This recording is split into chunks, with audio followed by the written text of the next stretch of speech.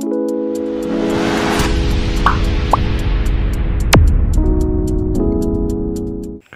back to our Gwrlwi Solution channel for Santangman. Todayनि जोंनि भिडिअनि गेजेरजों थाखो 9 नि लेसन नम्बर 6 हांखो आरो खनाफोरनि जों 6.1 निफ्राय सावरायगोन आरो नैबे जाबाय जोंनिया पार्ट नम्बर 2 जुदि नोंथांमोना जुदि प्रिभियास क्लासनि भिडिअखौ नायाखैब्ला सिम्पली प्लेलिस्टआव थांनानै नायबानो जाबाय पार्ट नम्बर 1 खौ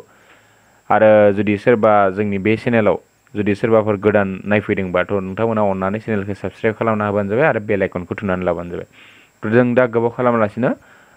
बे 6.1 नि 1 खौ स्टार्ट खालामदोंसै दा बेयाव मा दङ नायलो सावगारि 6.13 बे सावगारियाव होनाय दङ जोंनिया ए बी आरो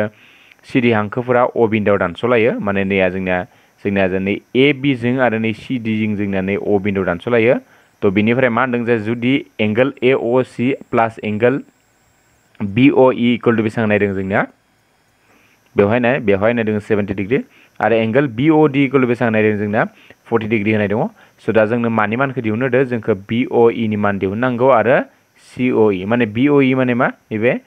बी अ ई बिनि मानखौ दिहुननांगौ बेनिफ्राय आरो सी अ ई नै गोजौनि बेखिनिनि मानखौ जोंखौ दिहुननो होदों सलुसन थ' फार्स्टआवनो नोंथांमोना होनाय थानायखौ लिरबानो जाबाय गिभेन जोंना मा होनाय दङ बेखौ लिरग्रोबानो जाबाय गिभेन नैखौबो लिरजागोन लिरोबा गिभेन ए बी आरो सी डी हांखोफोरा अ बिन्दोआव दानस'लायो बेखौबो लिरजागोन बाट आं बेखिनिखौ लिरना होलासै गिभेन डाइरेक्ट आं नैनिफ्राय खालामसै given angle A O C plus angle B O E equal to बेसेबां नायदों जोंनिया 70 डिग्री बेनिफ्राय आरो नैखौ 1 नाम्बार इकुवेसन होबाय आङो बेखौ मा नाम्बार इकुवेसनखौ 1 नाम्बार इकुवेसन होबाय आरो जोंना B O D equal to बेसेबां जोंनिया 40 माने जोंनिया नैबे बी अ डी बी अ डी निया बेसेबां नायदों 40 नायदों थ' देयारफर जोङो दा सावगारिनिफ्राय मोनसे बुस्थु लिरनो हायो मा लिरनो हायो जों लिरनो हायो जे एंगल लिरनो हायो जोङो ए अ सी इक्वल टु मा लिरनो हायो जोङो एंगल बी अ डी नाय बे मानिफ्राय माने बिदि लिरनो हायो माने जिहेतु बे मानिफ्राय लिरनो हायो थारबुंथि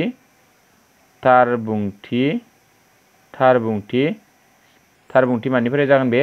थारबुंथि 6.1 मानिफ्राय लिरनो हायो बेखौ जोङो बे कन्डिशनखौ माने लिरनो हायो angle therefore angle A O C equal to angle B O D नाय माने जोंनिया नै ए अ सी जों जोंनिया नै बी अ डी आ जोंनिया मा थोंजों उल्था खना माने इंलिशआव मा होनगोन बेखौ भार्टिकेल अपोजिट एंगल थ' फार्स्ट पार्टआव जों बेफोरनि बागै डिटेल सावरायखानाय जादों थ' एगेन होनफिनदों जे नोंथांमोना बे थोंजों उल्था खना एबा भार्टिकेल अपोजिट एंगलफोरनि बागै जुदि मिन्थियाबा बा थारबुंथि 6.1 नि बागै जुदि मिन्थियाबा प्रिभियास क्लासखौ फल' खालामनानै लायोबानो जाबाय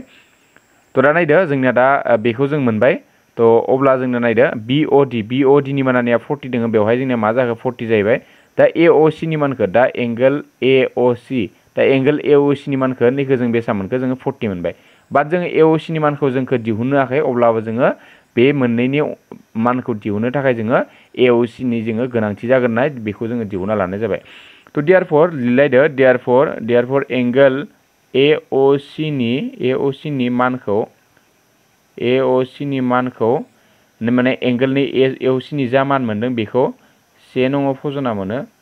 1 नङाव फजना मोनो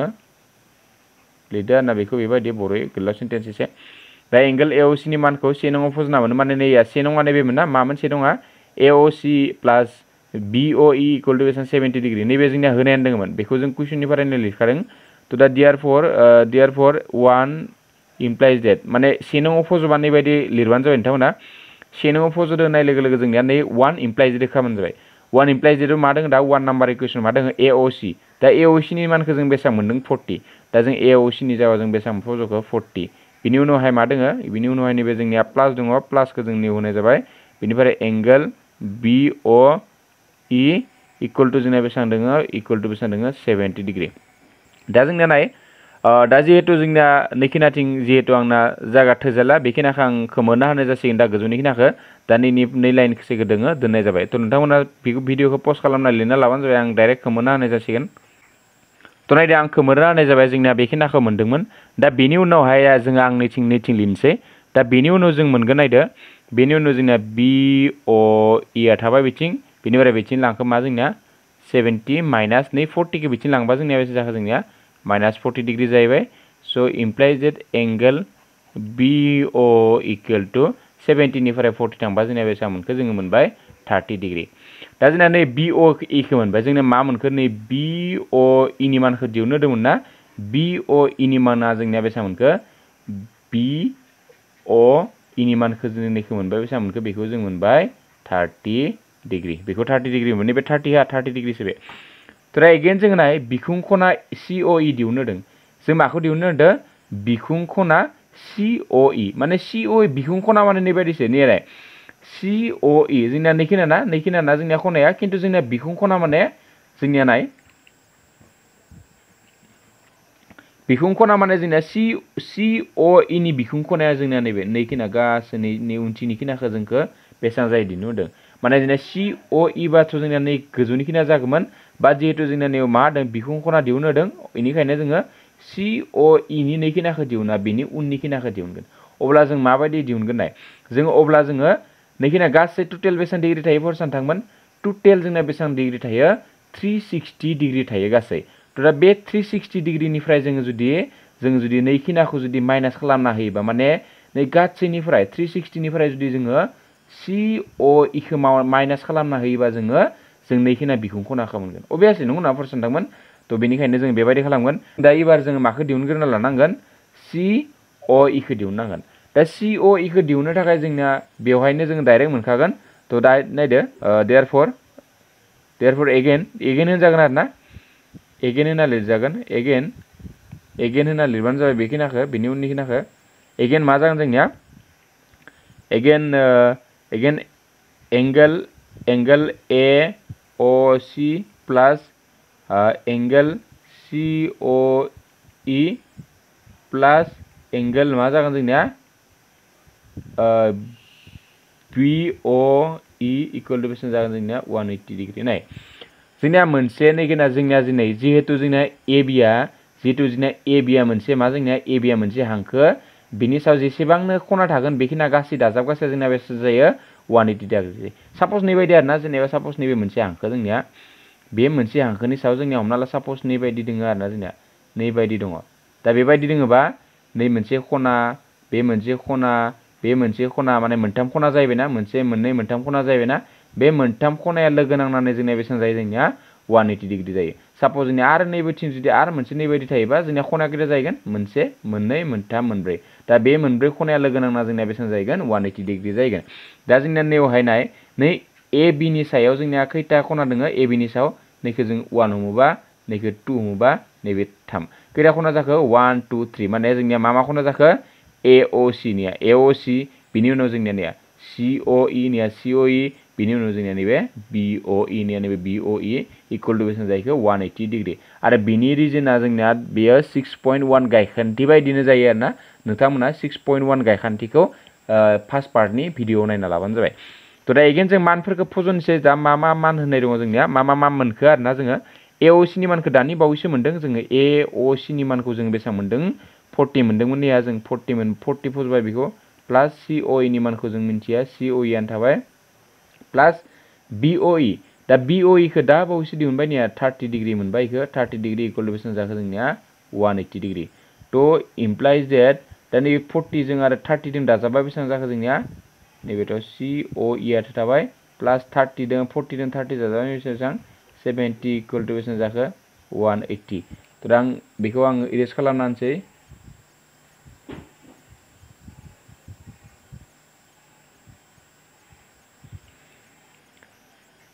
नायदो एबार जोंनिया बेखिनाखौ बेसेबां मोनदो बेबायदि मोनबाय थ' दा बेनिफ्राय जोंनिया एंगल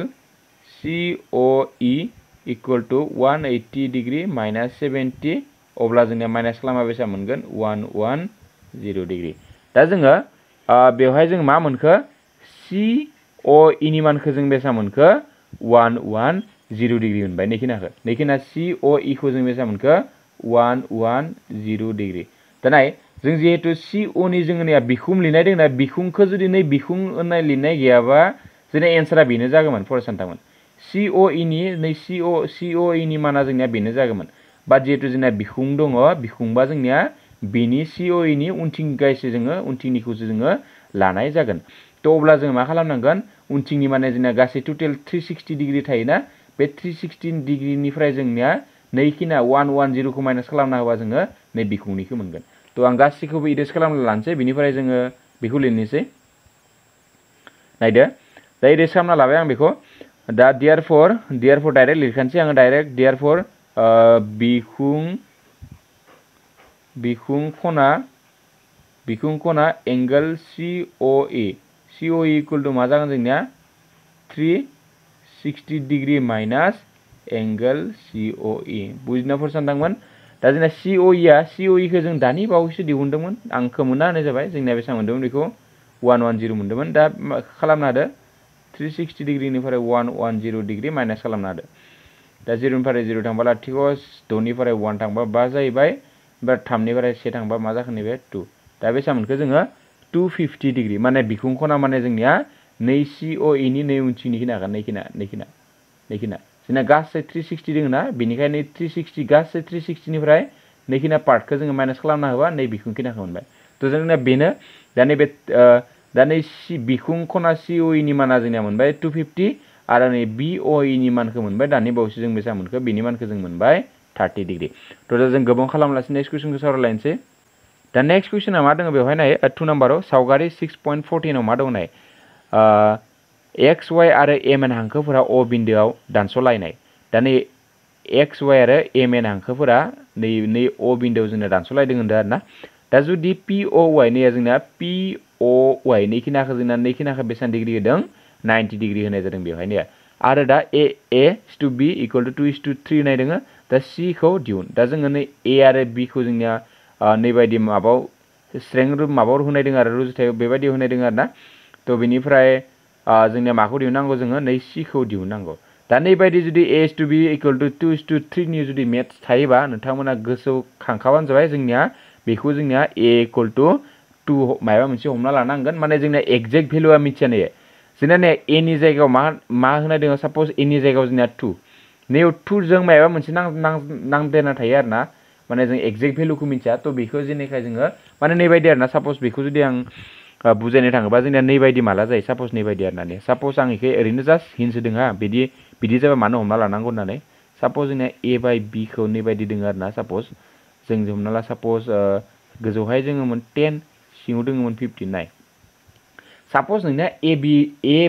इक्वल टू बेसेबां दङ नोंनिया 10/15 दङ बेबायदि दोङो नोंना एक्जेक्ट एन्सारा थ' दा बे एक्जेक्ट एन्सारा बेबायदि दोङोबा नोङो बेखौ जोङो सानफ्रोमबो नैबायदि महराव लिरना दोनोबा बेखौ जोङो उन्दै महराव लिरना दोनो साप'ज जों जुदि बेखौ 5 जों रानोबा नैबे 2 थांबाय नै मा थांखो 3 थांबाय थ' अब्ला जोंनिया मा जाखो A/B इक्वल टू जोंनिया मा जाखो 2/3 जोंना एक्चुएल एन्सारा जोंनिया A नि माना 2 B नि माना 3 नङामोन एक्चुएल एन्सारा जोंनिया मा A नि माना जोंनिया 10 मोन B नि माना जोंनिया 15 मोन थ' दा जोङो 10 आरो 15 मोननो थाखाय बेजों मा दाजाबनांगोन 5 दाजाबनांगोन बेजों जों मा दाजाबनांगोन 5 थ' दा जों नै 5 खौ मिन्थिया जों माने खिन्थु बेवहाय जोंना 5 जागोन ना जाया मिथिला बाट आं जास्ट एग्जाम्पल होदों आरोना दा जों बे 5 खौ जों हमना लानांगोन थ' A नि मानखौ बेनिखायनो हमगोन आं 2x होनना हमगोन माने नै 5 खौ जों दिहुननो थाखाय माने 5 जागोन ना जाया मिथिला बाट बेनि भेलुखौ बेयाव मा भेलु जागौमोन बेखौ दिहुननो थाखाय बेखौ जों x होननानै हमना लानाय जागोन आरोना थ' बेखौ जों गासैखौबो इरेज खालामना होनसै आं खेबसेबाव आरो नायदो थ' दा एबार खालामदोनसै दा हमना लानोसै डाइरेक्ट थ' होनानै थानायखौ लिरजागोन होयोबा गिभेन होनाय दङ जोंनिया मा होनाय दङ एंगल POY इक्वल टू बेसेबां होनाय दङ 90 डिग्री होनाय दङ आरो जोंनिया दा बेखिनियानो होनाय दङ थ' देयरफर लेट हमना लाबाय जे लेट माने हमनाया हमना लाबाय A इक्वल टू 2x हमबाय बेनिफ्राय B इक्वल टू मा हमखो जोङो B इक्वल टू 3x हमबाय स' दा जों मानि भेलु दिहुननांगोन C इक्वल टू वाट बेनि भेलुखौ दिहुननो नांगोन थ' दा बेवहाय जों दानिनि बायदिनो खालामनांगोन दे जोंनिया नैखिना गासै दाजाबबा जोंनिया बेसेबां मोनगोन XY नि सायाव जोंनिया मा खना दोङो नै मोनसे खना बे मोनसे खना दोङो ना बे मोनथाम खनाखौ दाजाबबा जोंनिया बेसेबां जागोन 180 डिग्री जागोन बेखौ दानिबो लिरदों जोङो थ' देयरफर डाइरेक्ट लिरखादो डाइरेक्ट एंगल मा जोङो जोंना एंगल XOM प्लास एंगल MOP गोलाव लिरबाय आं एसे एंगल POY इक्वल टू बेसेबां डिग्री जोंनिया 180 डिग्री बेखौथ' बयबो मिथिगौ जानांगौ दांगोल XOM नाय XOM माने जोंनिया मा माना B जोंनिया XOM नि माना B प्लस MOP नि माना जोंनिया A निफ्राय POY नि माना बेसेबां जोंनिया 90 इक्वल टू बेसेबां जोंनिया 180 degree so implies that B नि मानाव थाइज x फज'दो दा बेनिफ्राय A नि मानाव 2x फज'दो प्लास सरि प्लास खौ होला बिथिं इक्वल टू 180 डिग्री 90 खौ बिथिं लांदो दा 90 जाहैबाय बिथिं तो दा बिनि उनाव बिथिं लिरबा आं मा जायगोन नायदो 3x जों 2x दाजाबा जोंनिया मा जागोन नैबे जाबाय 5x जाबाय so इक्वल टू 180 निफ्राय 90 थांबा बेसे जागोन बे 180 निफ्राय जुदि 90 थांबा जोंनिया बेसे जायो 90 जायो so that implies that x equal to 90 by 5 so equal to दा जुदि 90 खौ जुदि जों 5 जों रानो जों बेसेबां मोनो नायदो से थाबाय नियो इनिफ्राय इथिं 9 5 संजाब से 5 इनिफ्राय इथिं 40 बेसेबां जागोन नैबे जोंनिया जागोन बेसेबां 18 दा x नि माना जोंनिया बेसेबां जागोन फर्स्ट नोंथांमोन x नि माना जोंनिया जागोन 18 तो दा आङो नै खिनाखौ आं इरेज खालामना लानोसै नोंथांमोना भिडिअखौ पस्ट खालामनानै लिरना लाबानो जाबाय आं गासैबो खेबसेनो इरेज खालामना होनाय जासिगोन दाना दे नैनि उननिफ्राय जों नैखौ लिरबानो जाबाय नैनि उनावहाय जोंनिया x नि मानखौ बेसेबां मोनखो 18 मोनबाय so therefore नैखिनाखौ उननिखिनाखौ लिरफिननांला दै नैखिनाखौ लिरफिननाङा नैखिनाखौ दोननायनि जाहोनानो जाबाय जोंनो बुजायनो थाखाय नांगोन बेनिखाय दोननाय जाबाय दा नैनि उनाव जा लिरगोन बेखिनाखौसो लिरबि so therefore नैखिनाखौ लिरबि therefore a equal to बेसेबां जाखो 2 सानजाब x नि मानाव बेसेबां लिरगोन जोङो 18 आरो b equal to 3 सानजाब बेसेबां जाखो जोंनिया 18 तो इक्वल टू बेसेबां जाखो नैबे 6 2 1 2 36 ओमफ्राय बिनि माना 3 8 बेसेबां 24 बेसेबां 54 दा जोंनिया बिनि माना जोंनिया बेसेबां XOM नै बिनि मानखौ जों बेसेबां मोनखो नैनि मानखौ जों मोनबाय 54 डिग्री दा जोंनो मा दिहुननांगौ एक्चुअली जोङो c नि मानखौ दिहुननांगोन दा नाय जों जुदि c नि मानखौ दिहुननांगौबा बेखौबो जों एगेन मा खालामनो हायो MON नैबे मोनसे हांखोना बे मोनसे हांखोनि सायाव खैथा खना जाना दङ जोंनिया नैथिंनिखौ लाबा जोंनिया नैबे खनाया जोंना मोनसे बिनिफ्राय नैबे खना मोननै दा बिसोर मोननै खनाखौ दाजाबनानै इक्वल टू जों बेसेबां लिरनो हागोन 180 डिग्री बे जाबाय जोंनिया गायखान्थि 6.1 तो गायखान्थि 6.1 खौ एगेन नोंथांमोना पार्ट 1 आव थांनानै नायबानो जाबाय तो दा जोङो बेखिनिखौ एगेन खोमोरजोबखानोसै बेखिनिखौ आङो जा दङ गासैखौबो इरेज खालामना होनाय जासिगोन आङो तो नायदो दा तो दा therefore लास्टआव लिरबानो जाबाय बेखौ लास्टआव मा लिरगोन therefore एंगल लिरबानो जाबाय angle XOM plus angle XON equal to बेसेबां डिग्री जोंनिया 180 डिग्री नैखौ लिरबि गायखान्थि नङा गायखान्थि 6.1 बेखौ लिरबानो जाबाय गायखान्थि 6.1 निफ्राय मोनो होननानै तो दा XOM बिनि मानखौ जों दा बावैसो मोनदों बेसेबां मोनदों 54 डिग्री XON माने निया XON n माने नैबे c equal to 180 degree so implies that c equal to 180 degree minus बेसेबां जोंना नैबे 54 so implies that c equal to बेसेबां 180 निफ्राय 50 दानख'दो 10 निफ्राय 4 थांबा 6 बाराय 7 निफ्राय 5 थांबा 2 ओमफ्राय नैबे 1 आ 1 थाबाय बेसेबां मोनखो दा बे c नि मानखौ मोनबाय जोङो नै c नि मानखौ जों मोनबाय 126 डिग्री तो जोंना बेखौनो मोननाय जाबाय तो दा जों एगेन नेक्स्ट कुइसनखौ सावरायलायनोसै नेक्स्ट कुइसना मा दङ नायलायदो नेक्स्ट कुइसनाव मा दङ नेक्स्ट कुइसनाबो एकदम गोरलै जोंनिया सावगारि 6.15 आव PQR इक्वल टू PRQ होनाय दङ अब्ला जों फोरमान खालामनांगौ मा PQS इक्वल टू PRT जों बेखौ फोरमान खालामनांगौ तो दा जों सल्युसन लिरनोसै नाय आङो सावगारिया जिहेतु आखिखानाय दङ बेनिखाय आं नैबे एक्सट्रा आखिनो हायाखै तो नोंथांमोना एग्जाम कुइसनखौ खालामबा सावगारिखौ एटलिस्ट आखिथारबि सावगारिखौ आखियालासिनो आरो डाइरेक्ट खालामना फैबा कुइसनाव दङ आं खालामा होननानै खालामना फैबा मार्क्स मोननाय नङा तो आं जिहेतु डाबल आखिना गोनांथि गैया आखिनो हाबाय एसे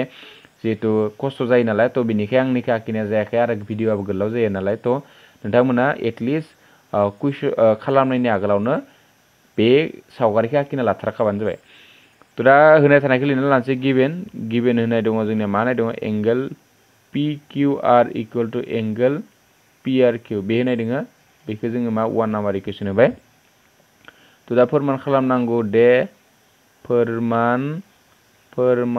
खालामनांगौदि मा फोरमान खालामनांगौ जोंनो angle PQS equal to angle मा PRT बेखौ फोरमान खालामनांगौ आरोना जोङो तो देयरफोर जों सावगारिनिफ्राय मा लिरनाय जोंनिया जिहेतु नैनिफ्राय जोंना बेयालासे मोनसे हांखो ना बेयालासे मोनसे हांखो लाबाय जोङो दा बेयालासे माने S निफ्राय नै आरालासे मोनसे हांखो लाबाय बिनिफ्राय नै PQ खौ मोनसे हांखो खोन्दो लाबाय अब्ला जोंनिया नै खना आरो नै खनानि दाजाब गासै बेसेबां जागोन 180 डिग्री अब्ला मा लिरजागोन जों दा बेखौ angle PQS plus angle PQR equal to बेसेबां डिग्री 180 डिग्री नैखौ दा जों होबाय हमना ला 2 नम्बर तो एगेन जों मा लिरजागोन नाय एबार आं कालार बेलेग लालायनोसै ना एगेन जों मा नुदों नाय बेवहाय जोंना नैबे एगेन जोङो नै इबारनि मोनसेखौ लालाय नै मोनसेखौ मा QRT नि मोनसे हांखो लालाय QRT खौ दा बिनि सायाव जोंनिया नैबे जोंनिया मा नैबे जोंनिया मोनसे माबा रोदा PR मोनसे रोदा दा बेखौबो जोङो नै QT नि सायाव जिहेतु हांखोनि सायाव बे रोदा तो नैसोर मोननैनि दाजाब गासै बेसेबां जागोन 180 डिग्री अब्ला बेखौ मा लाजागोन जोङो नायदो बेखौबो दानि बायदि लिरलायदो अब्ला बेखौ मा लिरजागोन जोङो angle PRQ plus angle PRT equal to 180 degree नै मा नाम्बार जोंनिया 3 नाम्बार इक्वेशन माने जोंनिया PRQ जों PRT जों जोंनिया समान जायो आरो बे मा नैसोर मोननैनि रिजनानो जाबाय जोंनिया मा गायखान्थि मानिफ्राय मोनदों बिसोर मोननैखौ जों गायखान्थि 6.1 तो आं नाय गायखान्थि 6.1 खौ आं मोजाङै सावरायखाना होनाय दोङो पार्ट नाम्बार 1 आव तो अन्नानै भिडिअखौ नायबानो जाबाय तो दा नाय जोङो दा नै 3 आरो 3 निफ्राय जों मा लिरनो हायो 3आवबो जोंनिया बे राइट हेन्ड साइडथिं जोंनिया मा दङ 180 दङ 3आवबो जोंनिया राइट हेन्ड साइडथिं 180 दङ तो दा बेखौ बिसोर मोननैखौ जुदि जोङो रुजुयो माने कम्पेयार खालामो जोंनिया बेजों आरो बेजों समान जागोन माने नैबायदि आरोना जुदि जोंनिया नैखौ आं हिन्ट्स होदों हा जुदि A इक्वल टू B जायो जुदि A इक्वल टू जुदि जोंनिया C जायो अब्ला जोंनिया मा जागोन B इक्वल टू C माने जोंनिया नै A इक्वल टू B जाबाय आरो A इक्वल टू C जाबाय अब्ला B जों C जोंबो समान जागोन तो नैबे जोंनिया जास्ट बेबायदि बुजायो आरोना बेखौ तो देयरफोर